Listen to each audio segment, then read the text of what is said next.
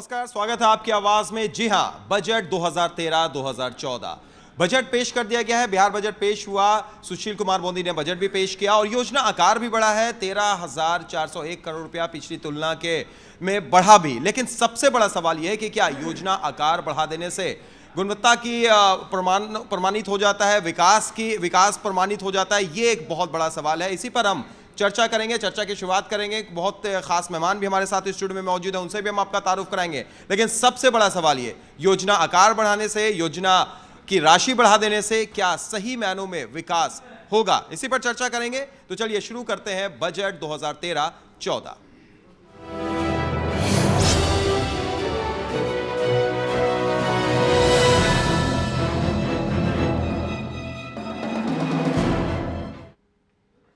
तो बिहार के वित्त मंत्री सुशील कुमार मोदी ने आज बजट पेश किया। कुल योजना राशि की बात की जाए तो 92,000 करोड़ से ज्यादा का यह बजट। और क्या क्या है इस बजट में, क्या क्या चीजें हैं, चलिए दिखाते हैं इस रिपोर्ट में।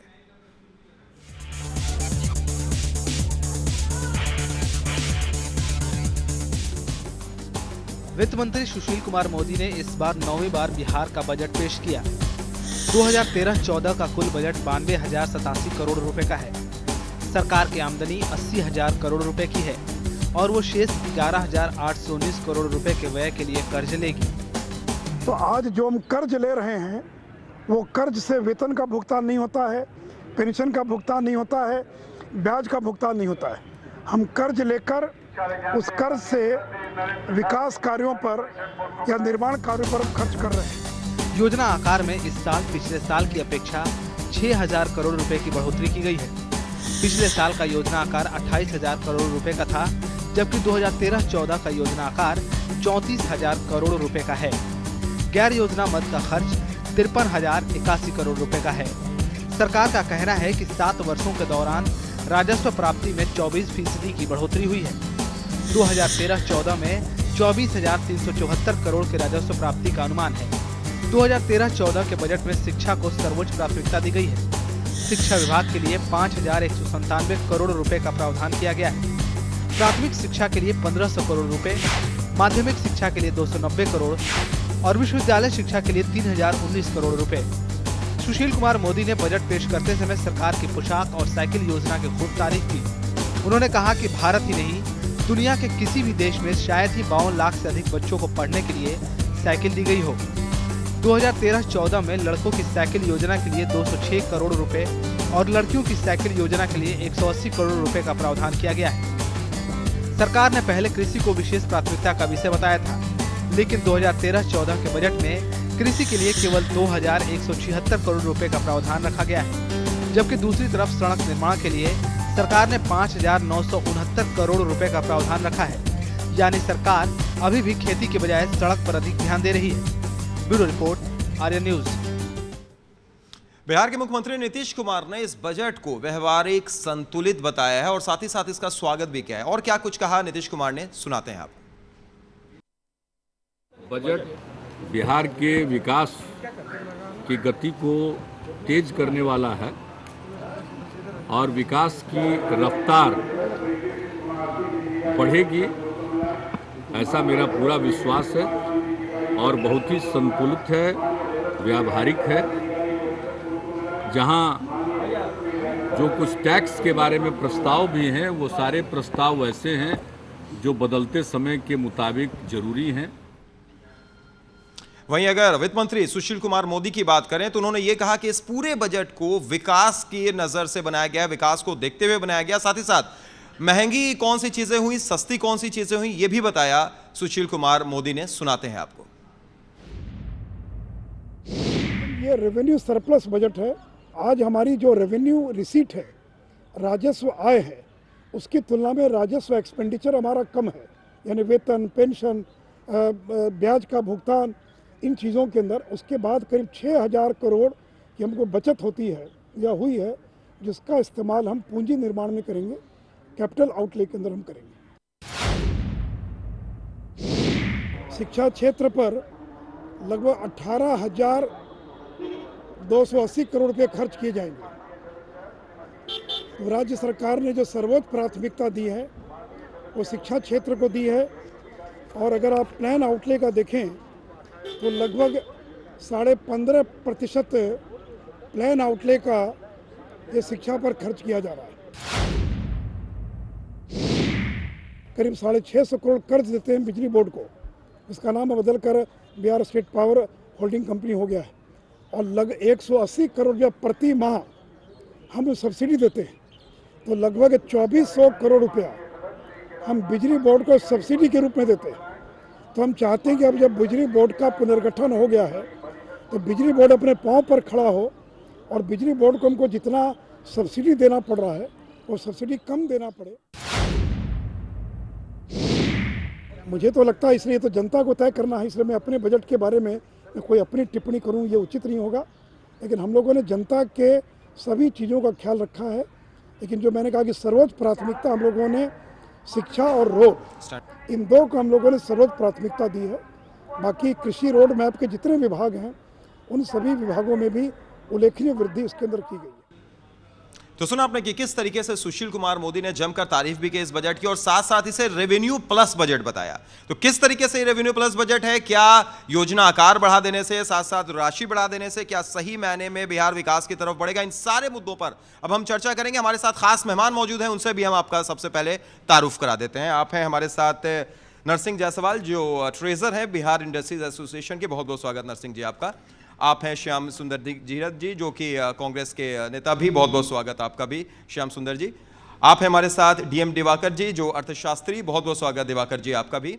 आप हमारे साथ मौजूद हैं सत्ता पक्ष से चौपाल जी, आपका भी बहुत बहुत स्वागत है। चौपाल जी बीजेपी के नेता हैं आप, और आप RNTV के संपादक अभिरंजन कुमार भी हमारे साथ इस पूरे चर्चा में रहेंगे। अभिरंजन जी आपका भी बहुत बहुत स्वागत। तो ये मेहमान जो हमारे साथ मौजूद हैं, लेकिन सबसे पहले आपके भी दिमाग में यही जा रहा होगा कि ये बजट कैसा है, क्या सही मायने में रेवेन्यू प्लस ये बजट है, और क्या क्या इससे फायदे हो सकते हैं। किस जो ये बताया गया है कि बहुत ज्यादा विकास की तरफ ये बजट है, उन सब की हम अब चर्चा करेंगे। और सबसे पहले अर्थशास्त्री क्या कहते हैं इस बारे में, वो सबसे इंपॉर्टेंट बात है। अर्थशास्त्री डीएम दिवाकर जी के पास हम सबसे पहले आएंगे। दिवाकर जी, अगर बात की जाए इस बजट की, बात आपने सुना होगा, सुशील कुमार मोदी जी ने तारीफ भी की, मुख्यमंत्री नीतीश कुमार ने भी तारीफ की, बल्कि सुशील जी ने तो ये भी कह दिया इसको एक प्लस कि रेवेन्यू सरप्लस बजट है। लेकिन सबसे बड़ा सवाल ये कि आप रेवेन्यू सरप्लस बजट कह रहे हैं। हमने इससे पहले भी देखा कि कई विभाग ऐसे हैं जहां पर सैलरी देने में भी बहुत ज्यादा परेशानी हो जाती है, किस तरीके से बजट को चलाया जाता है। लेकिन इस बार रेवेन्यू सरप्लस बजट की बात कही गई है। देखिए, रेवेन्यू सरप्लस बजट है, टेक्निकली ये बात तो सही है, लेकिन उतना ही से बजट को आप नहीं आंक सकते विकास के क्रम में। अगर आप देखें बजट के जो प्रावधान है उसके हिसाब से, तो मुझे नहीं लगता कि इसको इंक्लूसिव बजट कहा जा सकता है। ग्रामीण विकास पर जो खर्चे हुए वो निगेटिव हो गया है, पिछले साल से कम इस बार खर्च किया जा रहा है। ग्रामीण कार्य और ग्रामीण विकास दोनों को मिला देते हैं तो महज 0.31% खर्चा बढ़ा है, और अगर आप इन्फ्लेशन को उसमें ऐड कर दें तो ये रियल टर्म्स में जो पिछले साल का था उससे कम हो जाता है। तो एक तरफ यदि हम यह कह रहे हैं कि खेती पर थोड़ा खर्च बढ़ाया है हमने, 1200 करोड़ से 2100 करोड़ से आगे गए हैं, तो दूसरे तरफ हम इन ग्रामीण विकास और ग्रामीण कार्य के क्षेत्रों में हाथ समेट लिया है, जो करीब करीब न्यूट्रलाइज कर देता है दोनों को। तो मुझे नहीं लगता कि कोई अलग से बहुत महत्वपूर्ण इनिशिएटिव्स लोगों को आगे ले जाने के लिए होगा। उस लिहाज से ये चिंता का विषय है। दूसरा जो महत्वपूर्ण हिस्सा है कि आप गरीब तबकों की बात हम लोग करते हैं, गरीब तबकों के बीच जाना चाहिए चीज़ें। सोशल जो शेड्यूल कास्ट कंपोनेंट प्लान है उसमें इन्होंने जो खर्चा दिया है, कई मद में इन्होंने उसका खर्चा कम कर दिया गया है। यह मुझे एक चिंता का कारण दिखता है। एक और चिंता का कारण दिखता है कि ऊर्जा हम अपने इंडस्ट्रियलाइजेशन के लिए और खेती के विकास के लिए महत्वपूर्ण मानते हैं, लेकिन ऊर्जा के क्षेत्र में हमारा जो प्रावधान हुआ है वो 10% से अधिक घट गया है। तो अब हम क्या कहना चाहते हैं कि हम ऊर्जा के क्षेत्र में हम यह भी कह रहे हैं कि अगले कुछ सालों में हम बेहतर ऊर्जा देने वाले हैं लोगों को। दूसरी तरफ जो हम प्रावधान कर रहे हैं वो मुझे लगता है कि वो पर्याप्त नहीं है, रादर हम पहले से और कम हो गए हैं। चलिए, पर्याप्त नहीं है, पहले से और कम हो गए हैं, ये एक बड़ी बात यहाँ पर कही है। हम चौपाल जी से भी पूछना चाहेंगे, सत्ता पक्ष से आप हैं, और निश्चित तौर पर चौपाल जी जिस तरीके से बातें यहाँ पर दिवाकर जी ने कही कि ठीक है आपने योजना आकार बढ़ा दिया, योजना की राशि बढ़ा दी, लेकिन अगर टेक्निकल बात की जाए तो टेक्निकल बात में आपकी उन्होंने तारीफ भी की और ये भी कहा कि बिल्कुल ये सरप्लस बजट जरूर है, लेकिन अभी भी इसमें कई खामियां हैं और गरीबों के लिए ये बजट लुभावना नहीं है। देखिए, मैं समझता हूं कि शायद प्रोफेसर साहब ठीक से उसको अध्ययन करेंगे बजट को। इन्होंने अनुसूचित जाति को लोकेट किया है। अनुसूचित जाति के विषय पर में बजट में 34,000 में 16% बिहार की आबादी है। 16% के हिसाब से 5,769 करोड़ रुपया बनता है।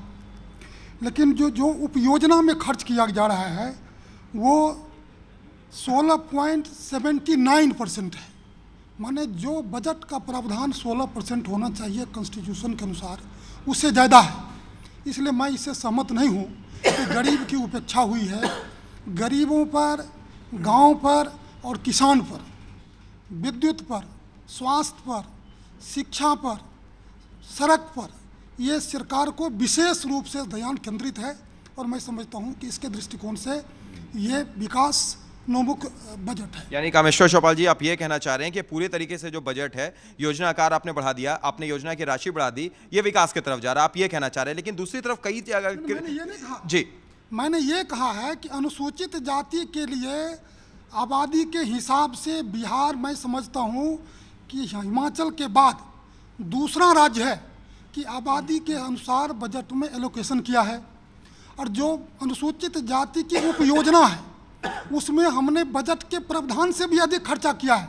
यानी किसी एक ही जाति को ही आपने लुभाने की कोशिश की है। अनुसूचित जाति में एक ही जाति नहीं आती है। समाज कल्याण विभाग में आपको आश्चर्य होगा कि अनुसूचित जाति विभाग के साथ साथ जो आरक्षण वर्ग में लोग आते हैं, जिसको हम कह सकते हैं कि जो प्रिविलेज क्लास है, उसकी आबादी 84% है। वो पिछड़ा हो सकता है, अति पिछड़ा हो सकता है, अल्पसंख्यक हो सकता है, सारे लोग आते हैं। इस बात से कितना इत्तेफाक रखते हैं श्याम सुंदर धीरज जी, उनसे भी हम जानने की कोशिश करेंगे। श्याम जी, अगर बात की जाए, जैसे इन्होंने कहा कि निश्चित तौर पर एक आबादी को 84% आबादी को लेकर मैंने सोचा है, उनको लुभाने की कोशिश की, यानी पूरे तरीके से ये बजट उनके लिए है जो कि पिछड़े हुए लोग हैं। इस बात से क्या आप इत्तेफाक रख रहे हैं? सबसे पहली बात तो बजट पर जो आप दिखा रहे हैं, बजट पेश हुआ है, बिहार के संदर्भ में जब झारखंड अलग हो गया, हमारा क्या पैरिटी होना चाहिए। बजट को, बिहार सरकार को ये अधिकार नहीं है कि नोट छापे। बजट और विकास तभी होगा जबकि बिहार का रेवेन्यू बढ़ेगा। तो रेवेन्यू बढ़ने के लिए क्या योजना होनी चाहिए, चाहे अनुसूचित जाति का हो या उच्च जाति का हो या मध्यम वर्गीय का हो या अल्पसंख्यक का हो, कोई भी विकास तभी होगा जबकि रेवेन्यू बिहार सरकार की बढ़ेगी। बढ़ने के संदर्भ में जो बजट का स्वरूप है वो आप देख लीजिए, उन्हीं का है बजट। गत साल का आप देखिए, उन्होंने अपने विकास को रखा था 16% सम पॉइंट, इस बार अपने कहा है 11% जो आज कहा है। लेकिन रियलिटी यह है कि हमने पढ़ा है कि केवल 9% का विकास दर उनके अनुसार से इस बार है। तो आधा विकास तो एक साल में इनका घट गया। दूसरी बात, बिहार में कोई मिनरल्स नहीं है मेजर। बिहार की जब भी विकास होगा तो कृषि पर विकास ही होगा और कृषि के जोड़ के ही कोई इंडस्ट्री बढ़ सकती है। तो इनके जिस दिन से चीफ मिनिस्टर बने हैं उस दिन से इन्होंने कहा कि शुगर मिल हम चालू करेंगे, शुगर मिल बढ़ाएंगे, प्रोसेसिंग प्रोसीजर जो खाद्यान्न का उसको बढ़ाएंगे, शीत गृह बढ़ाएंगे, भंडारण बढ़ाएंगे। लेकिन जिस दिन से चीफ मिनिस्टर आज तक बना, चीनी मिल की ज़मीन बेच दी गई लेकिन कोई चीनी मिल चालू नहीं हुआ। तीसरी बात, जो कृषि पर आधारित भी इंडस्ट्री बढ़ेगा, तो इंडस्ट्री तब बढ़ेगा, कृषि पर आधारित इंडस्ट्री, जबकि उसके लिए बिजली होगी। तो बिजली के मद में इन्होंने घटा दिया, इंडस्ट्री के मद में इन्होंने बजट घटा दिया। तो ये तो उन्हीं का विकास है। नीतीश कुमार को जो कहते हैं कि हम पटना को पेरिस बना देंगे और मेरीन ड्राइव बना देंगे पटना को, तो उस ढंग की, जिससे अभी उन्होंने कहा कि इंजीनियरिंग कॉलेज खोलेंगे। बेगूसराय में तो मेडिकल इंजीनियरिंग कॉलेज ही पहले घोषणा कर चुके हैं खोलने का, आज तक नहीं खुला 8 साल में, केवल नाम बदल दिया दिनकर जी के नाम पर। घोषणा सरकार की कोई नहीं है। तो नहीं, हम सबसे पहली बात कर रहे हैं कि ये बजट का जो उन्होंने प्रावधान बढ़ाया 28,000 करोड़, पहले तो 28,000 करोड़ लैप्स किए हैं, उसका क्या होगा? अभी तक जो बजट है गत साल का, अब मार्च में कितना दिन है? बहुत कम दिन है। और अभी तक 30% भी बहुत विभाग का खर्च नहीं हुआ। तो 15 दिन में कि भगवान आएंगे, इंद्र भगवान की, विष्णु भगवान की, विश्वकर्मा भगवान। बिल्कुल धीरज जी, सही कहा आपने। और यही बात की चर्चा हो रही थी कि आपने योजना आकार बढ़ा दिया, लेकिन किस ईमानदारी से उसे खर्च करेंगे, कितनी मुस्तैदी से उसे खर्च करेंगे, ये एक बड़ा सवाल खड़ा होता है, जो धीरज जी ने भी कहा। और निश्चित तौर पर अगर जायसवाल जी आपसे अगर हम जानना चाहें, आपने सारी चीज़ देखी और देखने के बाद इस बजट को बड़े बारीकी से आप पढ़ भी रहे थे कुछ देर पहले, आपने अभी तक दिवाकर जी की बात देखी, आपने धीरज जी की बात सुनी, कामेश्वर चौपाल जी की बात सुनी। आपको क्या लगता है इस बजट को लेकर कितनी ज्यादा आम लोगों के लिए, आम जनता के लिए, या फिर आप खुद बिहार इंडस्ट्रीज एसोसिएशन के ट्रेजरी हैं, तो उन चीजों को लेकर कैसा आपको लगता है? ये एक प्रो इंडस्ट्रीज बजट है और इंडस्ट्रीज उद्योग को सहायता मिलेगा इससे, क्योंकि इंफ्रास्ट्रक्चर में बहुत रुपयों का व्यवस्था किया गया है, जिसे रोड बिल्डिंग ये बनेगा तो इससे यहाँ लोकल इंडस्ट्रीज़ को फ़ायदा होगा। ज़रूरत है कि गवर्नमेंट की परचेज पॉलिसी ऐसा बने जो कि लोकल इंडस्ट्री के हित में हो। और इसमें तो ऐसा लगता है आपको कि लोकल इंडस्ट्रीज के हित की कोई बात यहाँ पे नहीं है? अभी जो है परचेज पॉलिसी, उसमें लोकल इंडस्ट्रीज का कोई हित का ध्यान नहीं माने उसको लागू नहीं किया जाता। जो भी परचेज पॉलिसी है उसको लागू नहीं किया जाता है, उसमें लोकल इंडस्ट्रीज़ की उपेक्षा हो जाती है। और इस बजट में भी आपको ऐसा लग रहा है कि लोकल इंडस्ट्रीज की उपेक्षा की गई है? जैसे पहले बात आ रही थी कि शायद कुछ इंडस्ट्रीज के लिए एक अलग से फंड बनाया जाएगा, एक सरकारी मदद दी जाएगी, लेकिन कुछ ऐसा दिखाई नहीं दिया। नरसिंह जायसवाल जी। नहीं, बात ये कि अब अभी बोल रहे हैं कि परचेज पॉलिसी लाएंगे, लेकिन कब लाएंगे इसका एक टाइम फ्रेम होना चाहिए, नहीं तो इसमें लोकल इंडस्ट्रीज को फायदा नहीं मिलेगा इस बजट। चलिए, तो लोकल इंडस्ट्रीज को फायदा मिलता हुआ नजर नहीं आ रहा। यानी अगर बात की जाए, एक तरफ तो लगातार ये चर्चा चली कि योजना आकार बढ़ा, हमने रेवेन्यू सरप्लस कर दिया, लेकिन अभी तक जो हम चर्चा कर रहे हैं उसमें शायद यही बात निकलकर सामने आ रही है कि ये सिर्फ एक बार फिर से वादा किया गया है, गा गे गी में बात की गई है, और हुआ है क्या वो नजर नहीं आ रहा। अभिरंजन जी, बिल्कुल जैसे हमने चर्चा की, गागे गी वाली बात अभी तक निकलकर सामने आ रही है।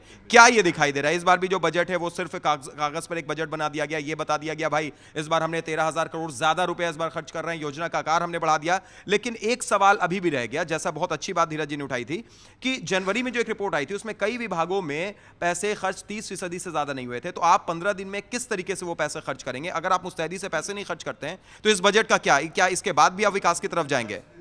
देखिए, ये गागेगी में इसलिए बातें होती हैं क्योंकि बहुत ही सुरीली सरकार है, ये सुरों की इनको बहुत अधिक जानकारी है, इसलिए ये गागेगी में होता है। दूसरी चीज़ मैं आपसे ये कहूँगा कि अपने ही बजट की पीठ थपथपा लेना और उसको एक महान बजट बता देना, विकासोन्मुख बजट बता देना, ये कुछ उसी तरह की बात है। पिछले कुछ साल पहले मुझसे एक सज्जन मिले थे, उन्होंने कोई एक बहुत ही सतही किताब लिखी थी और उस किताब को लिखने के बाद मुझे भेंट करने के लिए आए थे और उन्होंने ये दावा किया कि इस किताब को नोबेल प्राइज़ मिलना चाहिए। तो इस तरह के भी लोग होते हैं जो एक बहुत ही सतही किताब लिखकर कहते हैं कि इसको नोबेल पुरस्कार मिलना चाहिए।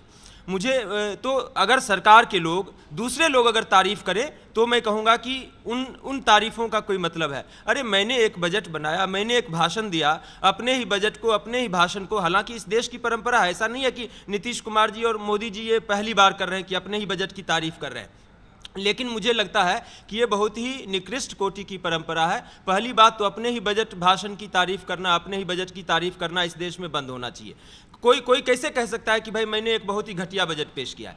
दूसरी चीज़ मैं आपसे ये कहना चाहता हूँ कि मैं तो देखिए अर्थशास्त्री हूँ नहीं, मैं तो एक कॉमन मैन हूँ इस देश का, और कॉमन मैन को ये समझ में नहीं आता है कि अगर इस देश का जो ग्रोथ रेट है वो 5.5% रहेगा तो फूलों की बारिश होने लगेगी पूरे देश में, और वो 5.3% पर मतलब 0.2% जो है नीचे रह जाएगा तो कोई बहुत बड़ा भूकंप, जलजला आ जाएगा, कोई बहुत बड़ा तूफान आ जाएगा, देश में तबाही मच जाएगी। तो कॉमन मैन को ये समझ में नहीं आता है, और मुझे ये लगता है कि इसी तरह की बातें बिहार में भी की जा रही है। 11.95% है कि 7% है कि 16% है, इसका मतलब क्या है? मैंने पहले भी बताया था कि आप ज़रा इस बात पर गौर कीजिए कि एक परीक्षार्थी जो पिछली परीक्षा में 10 नंबर लाया, वो परीक्षार्थी इस परीक्षा में 11 नंबर ला रहा है, तो उसकी तरक्की 10% हो गई।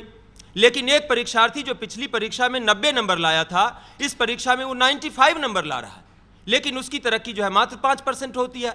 तो आप ये देखिए कि 90 नंबर लाने वाला जो 5 नंबर ज़्यादा ला रहा है, 95 तक अपने आप को पहुंचा रहा है, उसकी तरक्की मात्र 5%, और 10 नंबर लाने वाला जो है 11 पे पहुंच जा रहा है तो उसकी तरक्की 10%। तो आप इस बात पर अपनी पीठ थपथपा लीजिए। तो मुझे लगता है कि बिहार में यही हो रहा है। और तीसरी चीज़ मैं ये कहना चाहता हूँ कि सारे लोगों को सोचना है। मैं आज पूरे बजट भाषण को मैं एक दूसरे नज़रिए से देख रहा था। मैं इस नज़रिए से देख रहा था जो आर्थिक सर्वेक्षण आपने पेश किया माननीय वित्त मंत्री सह उप मुख्यमंत्री जी, आपने जो पेश किया, मैं उसके आईने में आपके बजट को देखना चाह रहा था। आप ही के आर्थिक सर्वेक्षण रिपोर्ट में ये कहा गया कि बिहार में एक ज़िला है शिवहर, जहाँ पर प्रति व्यक्ति प्रतिदिन की आय जो है मात्र 15 रुपये है। अब मुझे एक बात बता दीजिए कि 15 रुपये में दूधमुहे बच्चे का आधा लीटर दूध नहीं आ सकता है। 15 रुपये में हमारे लोग जो है, हमारे भाई बहन कैसे खाते होंगे, क्या पीते होंगे, क्या पहनते होंगे, किन घरों में रहते होंगे, क्या उनके जीवन का स्तर होगा, मैं तो ये सोच सोच कर सिहर रहा हूँ और काँप रहा हूँ। तो मुझे बताइए कि आपके इस बजट से, मुझे ये आंकड़ों में मत उलझाइए कि अनुसूचित जाति के लिए इतना दे दिया, मुसलमानों के लिए इतना दे दिया, अगड़ों के लिए इतना दे दिया, पिछड़ों के लिए इतना दे दिया, ये फिजूल की बातें हैं। अगर आप अनुसूचित जाति को आपने 16.79% दे दिया है तो हमारे राज्य का मुसलमान उठ के पूछेगा कि फिर मेरी आबादी के हिसाब से तुमने मुझे क्यों नहीं दिया। दूसरी पिछड़ी जातियों के लोग पूछेंगे कि फिर मेरी आबादी के हिसाब से तुमने मुझे क्यों नहीं दिया, और ये पूछना भी चाहिए अगर ये क्राइटेरिया है सरकार के पीठ थपथपाने का। तो मैं ये जानना चाहता हूं कि मेरे राज्य में एक जिला है शिवहर, वहां पर लोग 15 रुपया प्रतिदिन मात्र कमा रहे हैं। वो 15 रुपया कमाने वाले का पेट कैसे चलेगा। दूसरी बात मैं आपको बताना चाहता हूं कि ये फर्जी आंकड़े हैं। आंकड़ा सही है, उसका विश्लेषण फर्जी है। आप जो 25,600 समथिंग रुपये का जो आप प्रति व्यक्ति आय बता रहे हैं मुझे, आप इसमें सिर्फ 38 जिले हैं इस राज्य में, 38 में से एक जिला सिर्फ है पटना, जो कि इस 25,663 का जो औसत निकाला गया है उससे ज़्यादा कमा रहा है एक व्यक्ति, और 37 जिले हैं नीचे। अगर ऐसा होता कि 38 में से 18-20 जिले 25,000 से ऊपर होते, 18-20 जिले 25,000 से नीचे होते, तो मैं कहता कि आपके राज्य में चलो 25,600 रुपया प्रति व्यक्ति आया है। लेकिन एक जिले का ऊपर है, 37 जिले का नीचे है। दूसरी चीज़ मैं ये बहुत महत्वपूर्ण व्याख्या है, इसको ज़रा पूरा कर लेने दीजिए। तो 37 जिले आपके राज्य में ऐसे हैं जहां पर लोग 50 रुपये से प्रतिदिन कम कमाते हैं। 33 जिले आपके राज्य में, 33 जिले आपके राज्य में ऐसे हैं जहां पर लोग प्रतिदिन जो है 30 रुपये से कम कमाते हैं।